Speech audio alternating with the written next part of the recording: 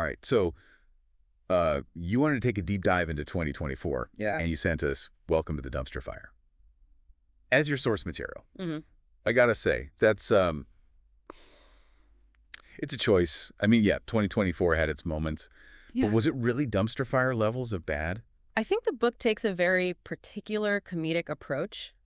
It's clearly inspired by those Death to 2020 documentaries, right down to like the experts that they've created for this book. Like we've got a tech bro who's basically a walking Silicon Valley cliche, a conspiracy theorist who seems to see like pigeons as the root of all evil, and a historian who seems to think that like the 1920s were like the peak of civilization. You're giving very much. We've seen this before. Exactly. And that's part of the problem, I think. The book feels very derivative, like it's trying too hard to recapture that like snarky, cynical vibe of those documentaries without bringing anything new to the table. Okay, and that's not even getting into the content itself. Yeah. Chapter 1, Hank's Fury. Remember Windstorm Hank? Tore through Europe in January. Oh, yeah. Billions in damages. Yeah. Widespread disruption. You would think that would be like a major focus of the book, right? Right. But the book really kind of plays it for laughs. Yeah, it does, with the historian character Penelope going on and on about how the wind messed up flapper dresses back in the Roaring '20s. Oh my God! Really? It's like, come on! They really missed an opportunity there. I mean, Windstorm Hank had huge implications for European energy infrastructure. It sparked debates about climate change adaptation. I mean, there's a whole other deep dive to be had there. Absolutely. Yeah. Yeah, there's so much you could go into. But instead, we get a whole section on how an HOA meeting in unnamed country was almost disrupted by some strong gusts. It's like hyper-local. Yeah. Like they took hyper-local and cranked it up to 11. Yeah. Speaking of missing the bigger picture, Chapter 2, Canada's Smoky Frontier. Remember those wildfires, right? Oh, yeah. How could we forget? The ones that basically turned most of Canada into a giant barbecue. Yeah, it was. It was rough. Well, the book kind of glosses over it. It's almost as if the author forgot that Canada exists outside of, being a source of maple syrup and politeness. Right. I mean, the tech bro expert, Bryce, Oh, yeah. he's too busy gushing about his latest AI dating app to even notice that, like, a whole country is on fire. And Penelope, Right. she's off on a tangent about a hat shop that burned down in, you guessed it, the 1920s. Of course. Again. Always the 1920s. Right. Huh. It's a recurring theme throughout this book, this weird myopia where everything is filtered through like this one country's very limited perspective. Yeah, it's very strange. I feel like they really missed a chance to explore like the global impact of those wildfires. I mean, the smoke plumes crossed continents, they disrupted air travel, they raised serious questions about forest management and climate change. I mean, there's a whole story there. There is a whole story there. Whole other deep dive. A whole other deep dive. But nope, we get jokes about burnt beavers and hockey sticks. Yeah, pretty much. I mean, it's an opportunity. It's opportunity for sure. For sure. It's almost like the author had like a checklist of 2024 events, but didn't bother to, actually research them. Yeah. Beyond like a quick Google search. Yeah, just like surface level. Yeah. Okay, let's move on to March. AI's awkward puberty. This is where like governments decided that it would be a brilliant idea to let AI write laws. Remember the chaos that ensued? Oh, yeah. That was a fun couple of weeks, wasn't it? Oh, yeah. I mean, the book milks that one for all it's worth. I mean, we get pages dedicated to these like ridiculous AI-generated laws, like banning left turns because they're too unpredictable. Oh, no. And requiring citizens to declare any pet birds they own to the government. What? Yeah. Okay. I don't laugh at it. I'm laughing so I don't cry. Exactly. But again, the book just like skims the surface. I mean, there's real conversation to be had here about the ethical implications of AI in governance, the potential for bias and unintended consequences. They're sure. Absolutely. But instead, we get Bryce, our tech bro, Oh, Bryce. waxing poetic about how AI is just going through its growing pains. Oh, my gosh. I'm like, dude, growing pains are when your kid refuses to eat their vegetables.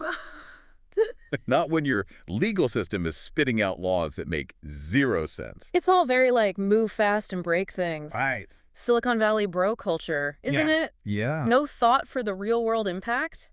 But, hey, at least it gave us some good memes. That's true. At least we got some good memes out of it. I mean, isn't that what really matters? Memes and shallow satire. At least according to this book. Well, let's not be too harsh. I mean, the book does have its moments. Yeah.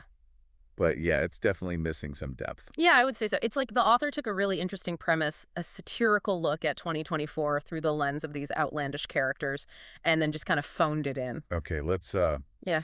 let's unpack the rest of this dumpster fire, shall we? Up next, we've got the UN's attempt to solve climate change with bungee jumping, the return of the pineapple pizza debate, and a heat wave that made everyone question the very concept of summer. Stay with us. So we're back sifting through the wreckage of Welcome to the Dumpster Fire, trying to salvage some actual insights about 2024. Before the break, we were discussing how the author seems to have missed some pretty major global events, like, Canada literally burning. Right, it's like the author got so caught up in their Death to 2020 knockoff Yeah. that they forgot to look outside their own unnamed country bubble. But let's move on to April, where things get even more creative. Chapter 4, the UN Bungee Summit. This is where world leaders supposedly gathered to tackle climate change, but instead ended up, Yeah. you tell me. Well, the book frames it as this absurd spectacle where the solution to rising sea levels is apparently a global bungee jumping competition. Greta Thunberg makes an appearance, of course. But instead of her usual fiery speeches, she's like handing out brownies to promote global unity. Oh, God.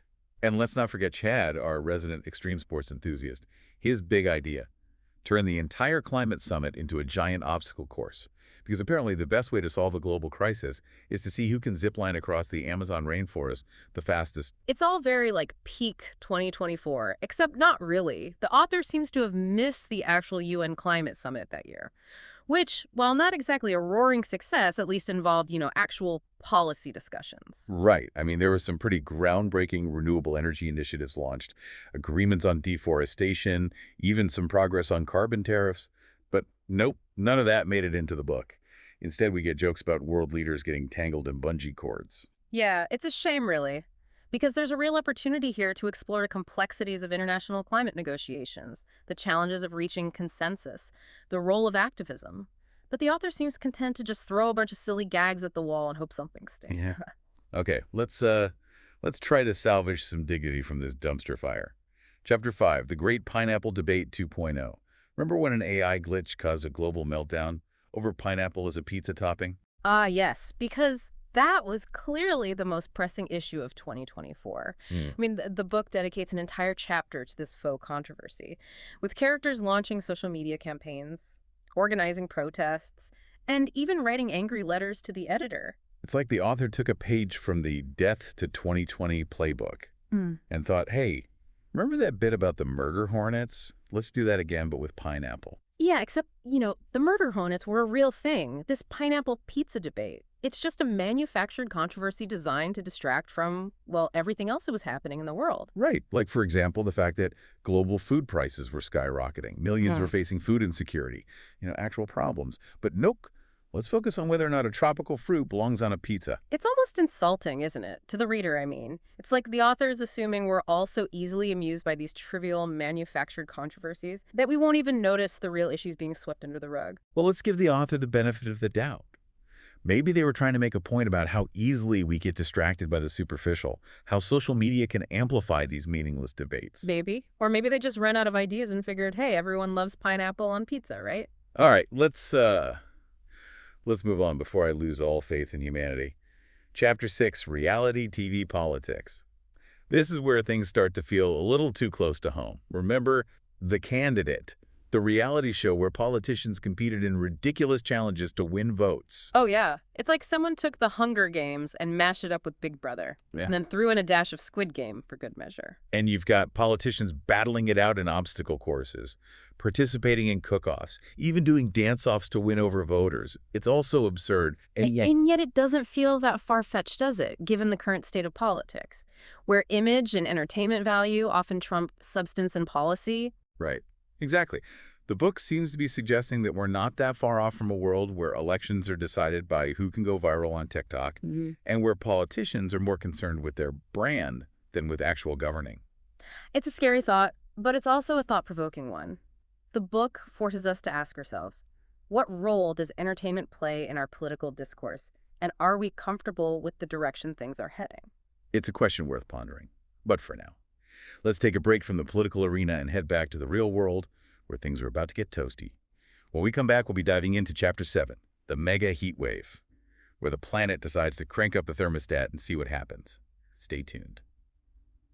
Welcome back to the deep dive where we're still kind of wading through this satirical swamp that is Welcome to the Dumpster Fire, and honestly starting to wonder if the author even bothered to open a newspaper in 2024. Yeah, their loss is our gain, I suppose. It gives us plenty to unpack. Before the break, we were talking about how the book seems to mistake manufactured controversy for, insightful social commentary. Right, like the whole pineapple on pizza fiasco. Mm-hmm. But let's move on to July, when things get a little less cheesy and a lot more sweaty. Chapter 7, The Mega Heat Wave. This is where the planet basically decides to turn up the thermostat and just see what happens. Right. And the book's response is, underwhelming, to say the least. It's all kind of played for laughs. With Jazz, the influencer character, launching a hashtag heatwave glow-up challenge, and Penelope, our historian, waxing poetic about how people kept cool with handheld fans back in the 1920s. Oh, for God's sake, because that's totally relevant Yeah. to, record-breaking temperatures, widespread drought, Yeah. entire ecosystems collapsing. Right. It's like they completely missed the mark. On the global impact of that heat wave, we're talking mass displacement, food shortages, political instability. It was a major turning point in the climate crisis. Yeah. And the book reduces it to a few quips about sweaty armpits and melting ice cream. It's like they saw death to 2020 Yeah. and thought, hey, people love those quirky little vignettes about everyday life during a crisis. Let's just do that, but with less depth and even more cynicism. Oh, right. Exactly. Speaking of cynicism, Chapter 8. The asteroid that almost was. Remember asteroid ZE42? The one that had everyone briefly contemplating their own mortality? Oh, yeah. Those are the days. Good times. The book plays it for laughs, of course, with Gary the conspiracy theorist Yeah. claiming that it's all a government hoax to distract us from the real threat of space pigeons. Oh, God, not the space pigeons again. Because space pigeons are clearly a more pressing concern than a giant space rock hurtling towards Earth. Yeah, apparently. But again, the author kind of misses the opportunity for a deeper dive. I mean, that asteroid scare, brief as it was, really sparked some serious conversations about planetary defense, the limits of our technology, our place in the cosmos. Big questions. Big questions. But instead we get jokes about building underground bunkers and stocking up on canned goods. It's like the author is afraid to engage with any real emotion. Or existential questions. It's safer that way, I suppose. Just sticking to the surface. Keeping things light and breezy. No need to make the reader uncomfortable or, God forbid, think too deeply about anything. Okay. Let's try to wrap this up with some semblance of hope. Chapter 9, The AI Art Wars. This is where things get a little meta, with an AI-generated painting winning a prestigious art competition and sparking a debate about the nature of creativity itself. Okay, it's a decent premise. I'll give the author that. But the execution is once again lacking.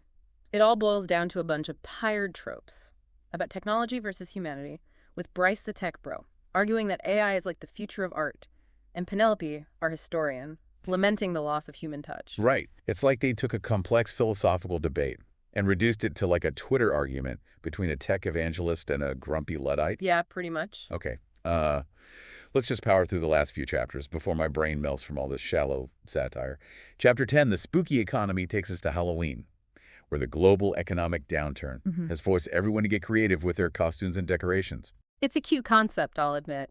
We get these little vignettes of people making costumes out of trash bags, handing out homemade treats, and turning their financial anxieties into haunted house themes. It's almost heartwarming in a way, we're all in this dumpster fire together kind of way. But again, the author just skims the surface. I mean, there's a real opportunity here to explore the impact of economic inequality, the resilience of communities, Yeah. the ways that we find joy even in difficult times. Yeah, but instead we get jokes about pumpkin spice lattes being a luxury item. And kids trick-or-treating for spare change. Okay, let's mercifully skip ahead to the final two chapters. November, Election Fever. The title pretty much says it all. We're back in the political arena, where elections have devolved into this chaotic mix of meme-based campaigning and reality TV-style stunts. It's basically The Candidate on steroids, with politicians doing dance-offs on TikTok, debating each other in virtual reality, and launching NFT-based campaign merchandise. It's all very, look at me, I'm so hip and relatable. But again, there's no real substance or insight offered. It's just a caricature of modern politics, a collection of cheap shots and easy laughs. Yeah. And finally, we arrive at December, the final act. The book ends with a whimper, not a bang, as a massive snowstorm blankets the northern hemisphere and the internet goes down. forcing everyone to actually interact with each other for Oh, once. humanity. It's almost poetic in a way. The world is literally forced to unplug and disconnect from like all the digital noise that's been consuming us all year. Yeah. But of course, the book can't resist throwing in a few more cynical jabs, with the characters struggling to cope without their smartphones and social media feeds. Of And course. just when you think it's all over, the book throws in a final twist. As the snowstorm subsides and the internet flickers back to life, a new viral dance craze emerges. Hashtag snow shuffle. You've got to be kidding me. Because of course it does. The book ends with everyone, from politicians to celebrities to like everyday folks, joining in on this ridiculous synchronized dance craze. It's like a fitting metaphor for the absurdity of it all. Yeah, it really is. So what's the takeaway from this satirical dumpster fire? Well, I think the book inadvertently highlights the dangers of like shallow satire. When you focus on the superficial, the absurd, the easily digestible, you miss the opportunity for real insight, for meaningful commentary, for actually engaging with the complexities of the world. Yeah, it's like a cautionary tale, both for the author and for us as like consumers of media. We need to be more discerning, more critical, more willing to challenge the easy laughs and demand something more I substantial. couldn't agree more. So dear listener, as you navigate the real dumpster fires of life, remember this. Don't be afraid to dive deep, to ask the tough questions, to seek out like the nuanced perspectives. The world is a messy, complicated, often absurd place, but it's also a place full of wonder, beauty, and the potential for real change. Keep exploring, keep questioning, and keep diving deep.